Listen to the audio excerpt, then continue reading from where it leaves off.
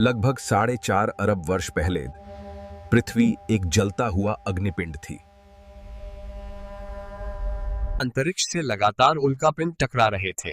इसे late heavy bombardment कहा जाता है, जिसने पृथ्वी की सतह को बार बार बदला। धीरे धीरे पृथ्वी ठंडी होने लगी और पहली बार ठोस चट्टानों का निर्माण हुआ, जिन्हें क्रस्ट कहा जाता है। ज्वालामुखियों से गैसें निकली। कार्बन डाइऑक्साइड, मीथेन और अमोनिया से बना प्रारंभिक वायुमंडल। हजारों वर्षों तक वर्षा होती रही और धीरे धीरे पृथ्वी पर पहले महासागर बने। समुद्र में रसायनों ने प्रतिक्रिया शुरू की। यही प्रक्रिया केमिकल एवोल्यूशन कहलाती है, जहां जीवन की शुरुआत हुई। पहले जीव एक कोशिकीय थे। ये बैक्टीरिया लगभग सहज 3 अरब वर्ष पहले अस्तित्व में आए। इन जीवों ने सूर्य से ऊर्जा लेना शुरू किया। इसे फोटोसिंथेसिस कहते हैं, जिससे ऑक्सीजन बनी। पृथ्वी का वातावरण बदलने लगा।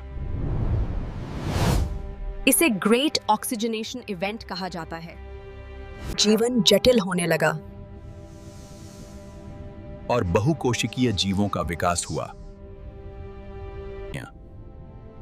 पहले जीव मुलायम थे।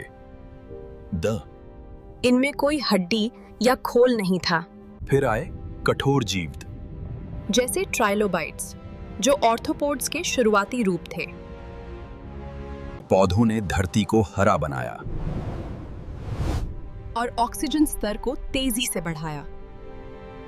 कुछ जीव पानी से बाहर आए और जीवन ने जमीन पर कदम रखा।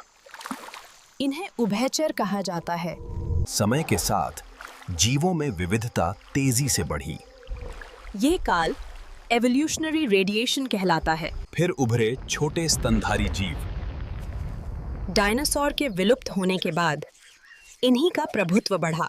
प्राइमेट्स में विकसित हुई बुद्धि और सामाजिक जीवन। यही समूह आगे चलकर मानव विकास की नींव बना। इन्हीं प्राइमेट से विकसित हुआ मानव, जिसे होमो सैपियंस कहा जाता है, सोचने और सृजन करने वाला जीव। अरबों वर्षों की इस यात्रा ने पृथ्वी को बदल दिया। आज ये एकमात्र ज्ञात ग्रह है जहां जीवन मौजूद है। लेकिन ये कहानी अभी खत्म नहीं हुई। सवाल ये है, आगे पृथ्वी का भविष्य क्या होगा?